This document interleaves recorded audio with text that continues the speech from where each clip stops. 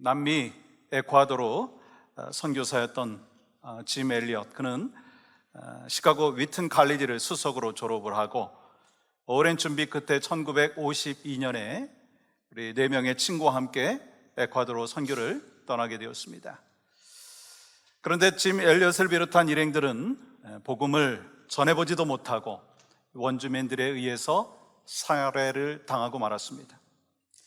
더 놀라운 것은 그들은 맹수로부터 자신들을 지키기 위해서 총을 갖고 있었지만 이 원주민들의 창에 찔려 죽는 순간에도 총을 사용하지 아니하고 순교를 했다라고 하는 거예요.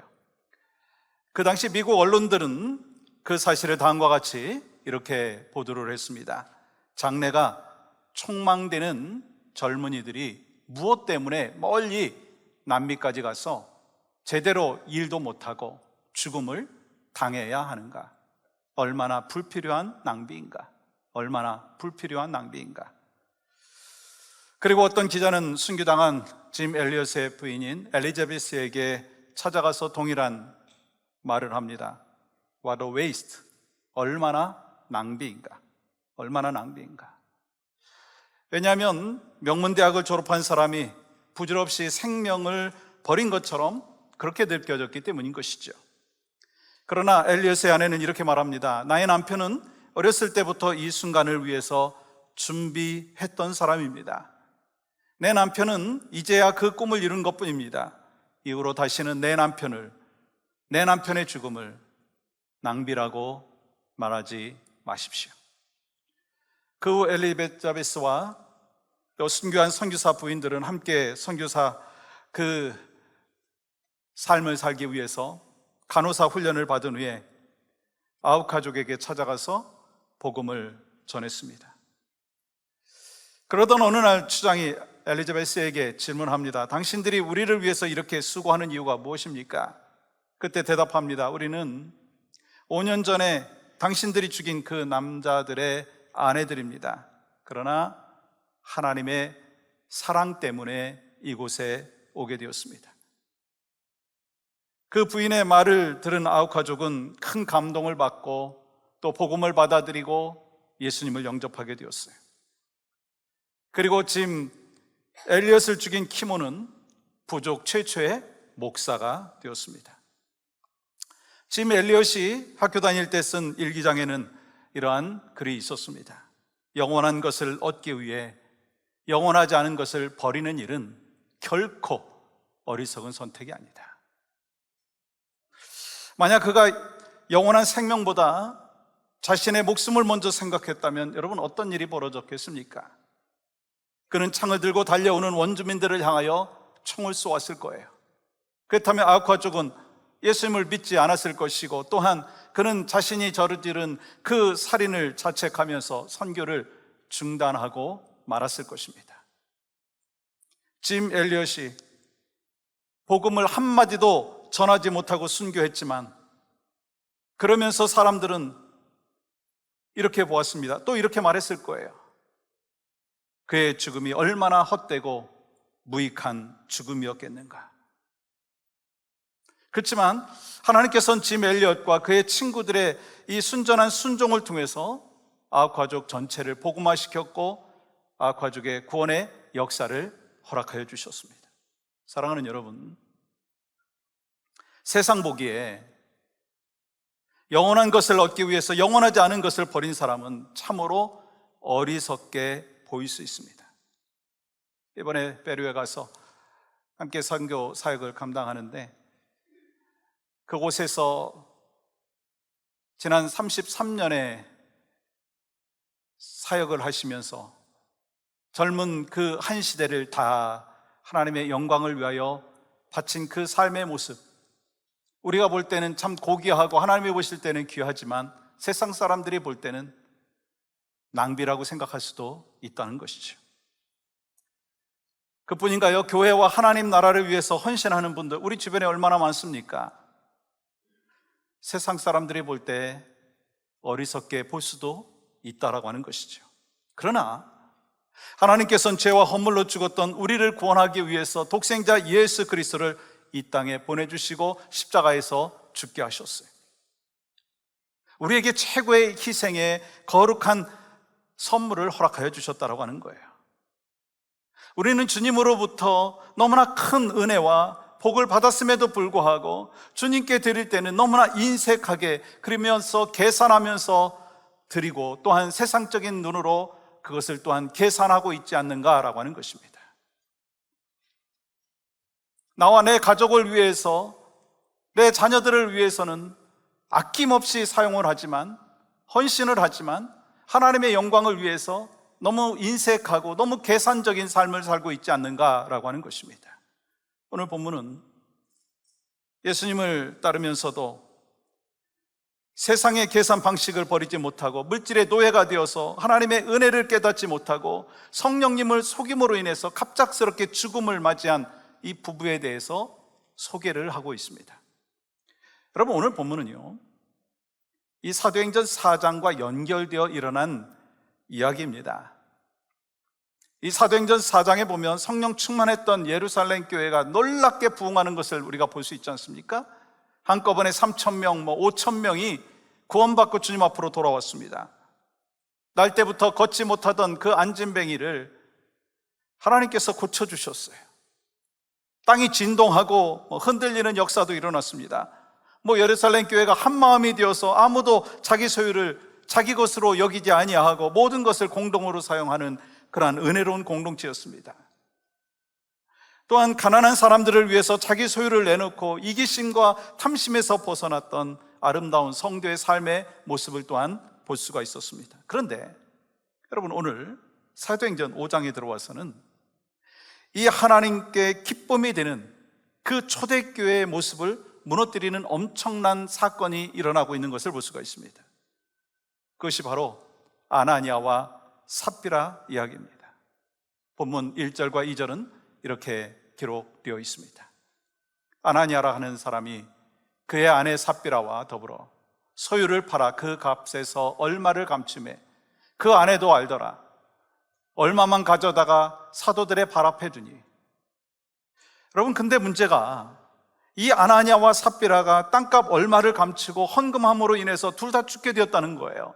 그래서 여러분, 오늘 우리는 본문을 읽으면서 매우 당혹스러운 마음을 갖습니다. 막 무섭기도 하고 막 혼란스럽기도 합니다. 솔직히 하나님께서 너무 하신 거 아닌가? 하나님 좀 심하신 거 아닌가? 솔직히 우리의 마음은 그렇습니다. 헌금 조금 떼먹었다고 부부를 그 자리에서 죽게까지 하시다니, 하나님 너무 하신 거 아닌가?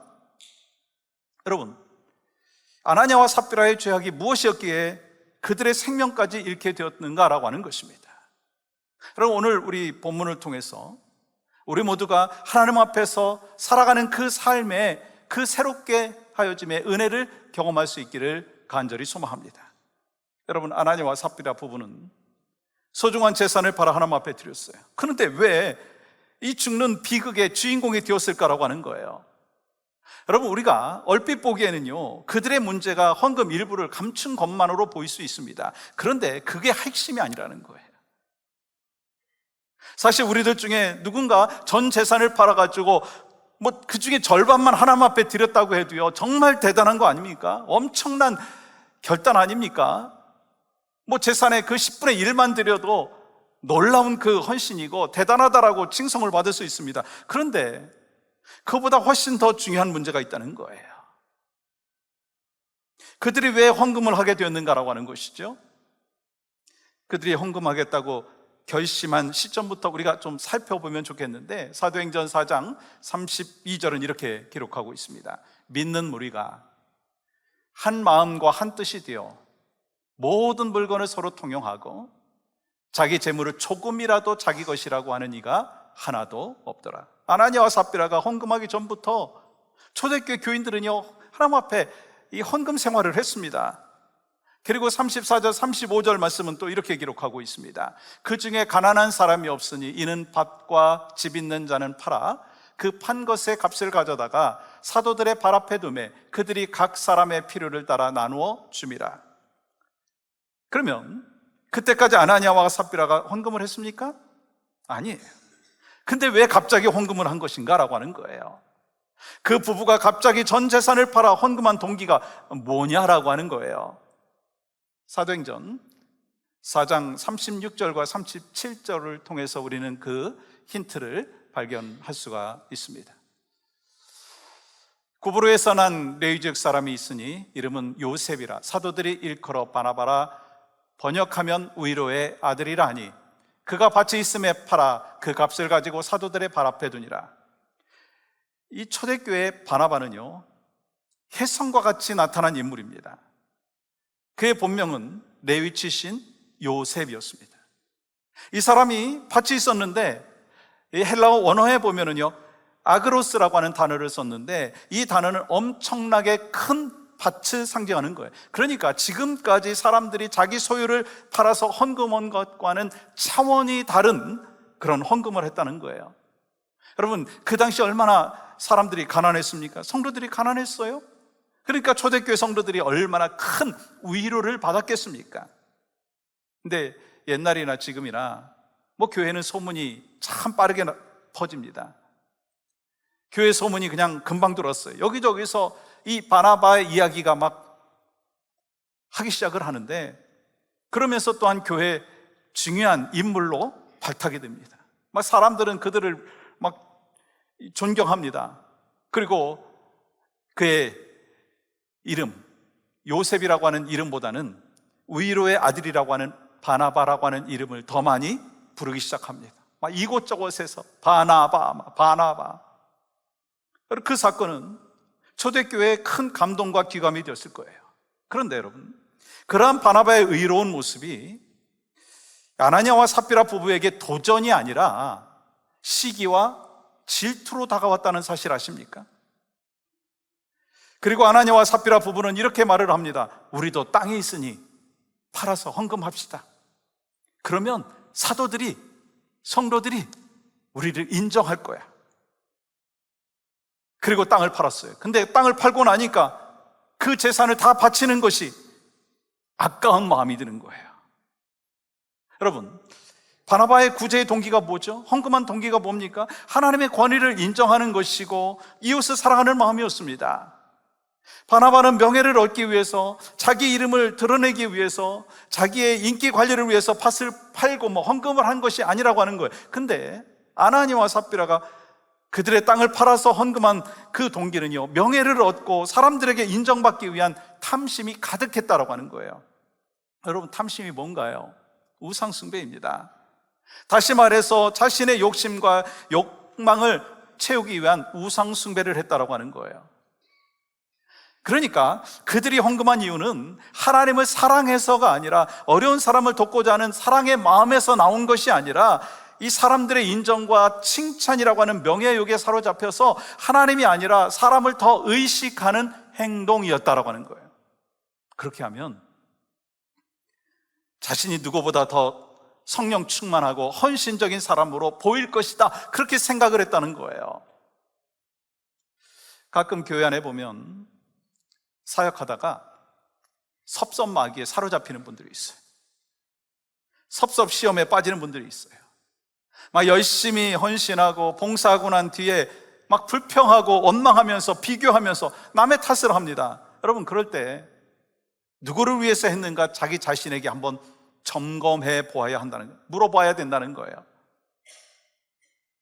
사람들이 알아주기 때문에 하고 사람들이 알아주기 않기 때문에 섭섭해지는 거예요. 그러니까 이 박수 받고 싶은 그런 마음이 있을 때 가장 위험하다는 거 여러분 아시죠? 나를 드러내고 싶은 욕심을 절제해서 하나님 앞에 영광 올려드려야 되는데 그것이 아니라고 하는 거예요. 여러분, 이 아나니아와 삽비라의 헌금의 동기에 문제가 있었지만 좀 더 근본적인 문제가 있었다는 것을 우리는 발견해 볼 수 있습니다. 3절 말씀 보십시오. 베드로가 이르되 아나니아야, 어찌하여 사탄이 내 마음에 가득하여. 이런 말 있죠. 아나니아야, 어찌하여 내가 성령을 속이느냐. 그리고 4절은 이렇게 말씀하고 있어요. 사람에게 거짓말한 것이 아니요, 누구에게 한 것이로다? 하나님께로 한 것이다. 여러분, 아나니아와 삽비라의 사건에서 가장 중요한 점이 무엇인 줄 아십니까? 왜 저주받은 줄 아십니까?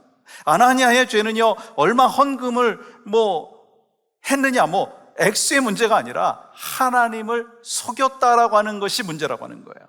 좀 더 정확히 말하면 자신들이 하나님을 속일 수 있다라고 하는 생각을 했다는 거예요. 베드로를 속일 수 있었고 또 진실되고 순진한 교인들을 속일 수 있었다. 그러면서 사람을 속이는 것으로 생각했는데 결국 그것은 하나님을 속이는 것이고 하나님께 거짓말하는 것이었다라고 하는 것입니다. 갈라디아서 6장의 말씀의 표현대로 하면 하나님을 조롱하고 하나님을 업신여기는 것이다라고 하는 것입니다. 내가 이렇게 해도 하나님 모르시겠지. 내가 이렇게 해도 하나님은 모르시겠지. 여러분, 얼마나 하나님을 무시하는 행위입니까? 사도들을 속이고 교인들을 속이는 것으로만 생각했는데 그건요, 결국 하나님을 두려워하지 아니하고 하나님을 속이는 일이 되었다는 거예요. 저 이 말씀 묵상하면서 참 두려움이 저한테 찾아오더라고요. 저 자신을 점검하게 되더라고요. 여러분, 우리 모두 우리 자신을 점검해 봤으면 좋겠어요. 우리도 신앙생활하면서 다 들인 척하고 내가 할 수 있는 최선의 것을 다 한 척하고 열심히 헌신한 척하고 그러면서 스스로 속이고 하나님을 속이는 신앙생활을 하고 있는 것은 아닌가라고 하는 것입니다. 하나님께서 오늘 본문을 통해서 우리에게 질문하고 있습니다. 너의 헌신의 동기가 뭐냐? 너의 헌신의 동기가 뭐냐? 너의 헌신의 동기가 아나니아와 삽비라 뭐가 다르냐? 교회에서 열심히 섬기는 것 좋은데 왜 섬기려고 하느냐? 왜 헌신하려고 하느냐? 아나니아와 삽비라 뭐가 다르냐? 우리 모두 이 질문 앞에 서기를 원합니다. 하나님께서는 우리의 마음속 깊은 곳까지 다 아시는 분이십니다. 그러므로 우리가 주님께 숨길 수 있는 것 하나도 없다는 거예요. 그 사실을 다윗이 분명히 알고 이런 고백을 하죠. 시편 139편 1절부터 3절은 이렇게 고백합니다. 주님께서 나를 샅샅이 살펴보셨으니 나를 환히 알고 계십니다. 내가 앉아 있거나 서 있거나 주님께서는 다 아십니다. 멀리서도 내 생각을 다 알고 계십니다. 내가 길을 가거나 누워 있거나 주님께서는 다 살피고 계시고 내 모든 행실을 다 알고 계십니다. 아멘이시죠? 그리고 오늘 본문에서 놓치지 말아야 될 한 가지 중요한 사실이 있습니다. 여러분, 이 사건은 사실 아나니아와 삽비라의 개인적인 일탈 사건이 아니라는 거예요. 만약 그렇게 알고 있다면 진짜 오늘 본문을 통해서 핵심을 우리가 놓치고 있는 것이라고 하는 거예요. 여러분 3절 다시 한번 보시면 이렇게 기록하고 있습니다. 베드로가 이르되 아나니아야 어찌하여 사탄이 내 마음에 가득하여. 사탄이 내 마음에 가득하여. 여기서 사탄이 내 마음에 가득하다라고 하는 것은요, 베드로를 통해서 성령님께서 내리신 영적인 진단인 거예요. 초대교회는요, 성령으로 충만하여 핍박 가운데서도 복음을 전합니다. 성령 충만한 교회는요, 물질을 나눕니다. 수많은 선한 일을 했습니다. 그런데 그러한 일이 일어날 때 사단의 유혹과 회방이 동시에 일어나고 있다는 거예요. 마찬가지죠. 하나님의 일이 왕성하게 진행되어질 때 사탄의 그 공격은 여지없이 계속되고 있다고 하는 것을 기억하시기 바랍니다. 우리가 전도하려고 할 때, 영혼 구원하려고 할 때, 하나님께서 원하시는 그 삶을 살려고 할 때 사탄은 계속해서 공격하면서 우리를 넘어뜨리려고 합니다. 공동체를 넘어뜨리려고 합니다. 가정을 넘어뜨리려고 하고 목장을 넘어뜨리려고 하고 교회를 넘어뜨리려고 한다고 하는 거예요. 그러므로 여러분, 아나니아와 삽비라 사건의 배후에 누가 있었어요? 사탄이 있었다는 거예요. 이 사탄의 유혹과 아나니아와 삽비라의 탐심이 만나서 이루어진 사건이 오늘 이 본문의 내용입니다. 여러분, 겉으로 보기에는요, 이 두 사람의 일탈 행위 같은데 근본적으로는요, 사탄이 배후에 있었다는 거예요. 영적인 공격이 있었다고 하는 거예요. 그렇다면 여러분, 이 사탄의 전략이 뭔가요? 성령과 믿음이 충만한 사람이 아니라 명예와 탐심이 가득한 아나니아와 삽비라와 같은 사람도 교회 지도자로 세우려고 한다라고 하는 거예요. 그게 사탄의 전략이라는 거예요. 사탄은요, 정말 영적으로 충만하지 아니한, 그리고 하나님을 두려워하지 아니하는 그런 사람을 교회 리더십으로 세우려고 한다라고 하는 거예요. 영적 DNA가 전혀 다른 존재를 그 교회 지도자로 세우려고 한다라고 하는 거예요. 여러분, 이러한 사탄의 전략을 우리가 이해할 때 우리는 비로소 왜 하나님께서 이 사건을 그토록 심각하게 다루고 있는가라고 하는 것을 알아야 합니다. 여러분, 이거는요, 교회의 생명이 걸린 문제였기 때문인 것입니다. 여러분, 생각해 보십시오.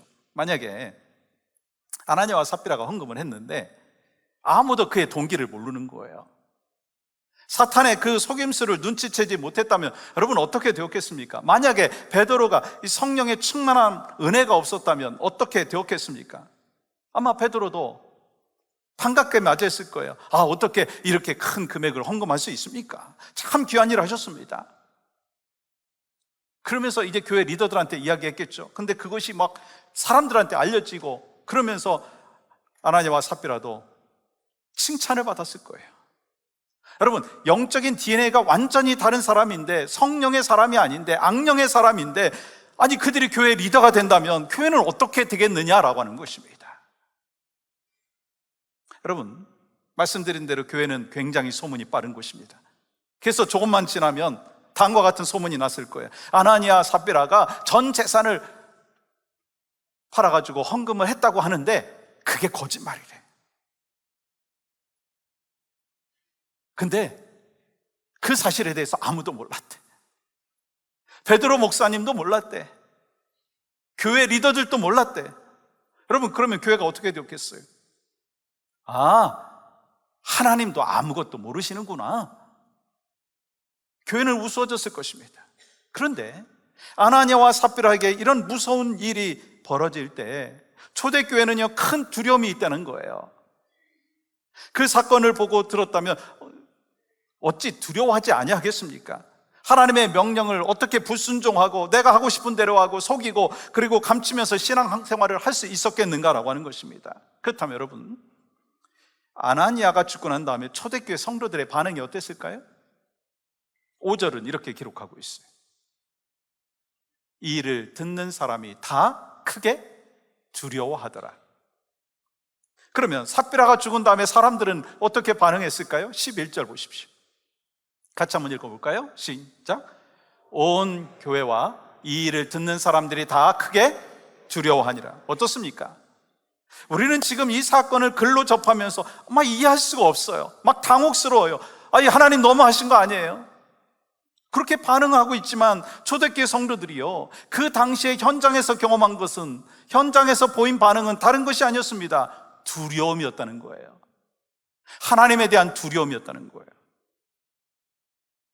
그 자리에 있던 그 누구도 오늘날처럼 하나님 너무하신 거 아닙니까? 도저히 이해할 수 없습니다라고 말하지 않았다는 거예요. 오히려 그들에게 하나님을 향한 큰 두려움이 임했다고 성경은 말씀하고 있어요. 여러분, 그것이 중요한 거예요. 지난번에 나누었던 사도행전 4장 33절에서 이러한 표현이 나오는 것을 볼 수가 있죠. 사도들이 큰 권능으로 주 예수의 부활을 증언하니 무리가 큰 은혜를 받아. 그렇습니다. 초대교회는 권능이 있었고 큰 은혜가 있었던 교회입니다. 그런데 오늘 본문을 통해서 놓치지 말아야 되는 한 가지 사실이 있다면 그것이 바로 초대교회의 큰 권능과 큰 은혜만 있었던 것이 아니라 하나님을 향한 두려움이 있었다고 하는 거예요. 여러분, 이것이 정말 중요한 것입니다.